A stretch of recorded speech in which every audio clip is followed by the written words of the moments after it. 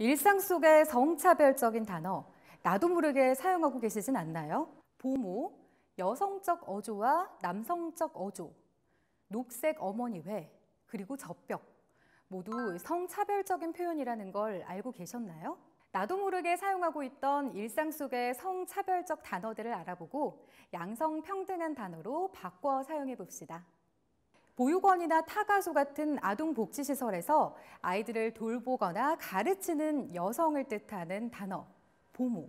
보모는 지킬 보, 유모 모라는 한자어로 아이를 보살피는 여성이라는 뜻을 지니고 있습니다.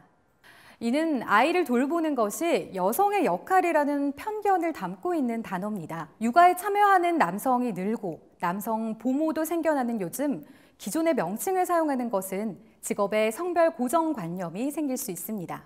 육아는 여성만의 몫이 아닌 남녀노소 누구나 할 수 있다는 의미를 담은 아동 돌봄이라는 단어를 사용해보며 성평등한 사회를 함께 만들어 가보는 건 어떨까요?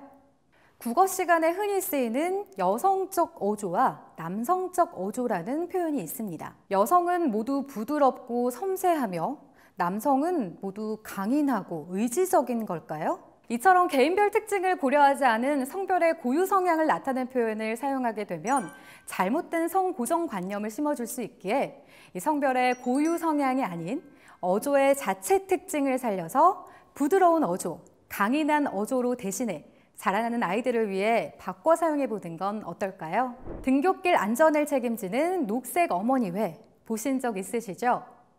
하지만 어린이들의 안전을 책임지는 일을 어머니만 참여할 수 있을까요?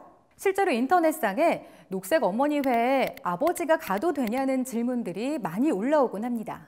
아이들을 책임지는 것이 어머니만의 몫이라는 의미의 녹색 어머니회 대신 성별 제한 없이 학생들의 보호자 모두가 참여하는 등굣길 안전지킴이로 바꿔 사용하는 건 어떨까요? 젖병이라는 단어보다는 수유병이라고 표현해보는 건 어떨까요? 수유란 젖먹이에게 모유나 인공유를 먹인다는 뜻입니다. 따라서 신체 부위를 표현하는 단어를 사용하기보다 수유 행위 자체에 초점을 둔 수유병으로 바꿔 사용해보는 건 어떨까요? 이처럼 우리도 모르게 사용되고 있었던 성차별적인 단어들을 일상 속에서 많이 발견할 수 있습니다.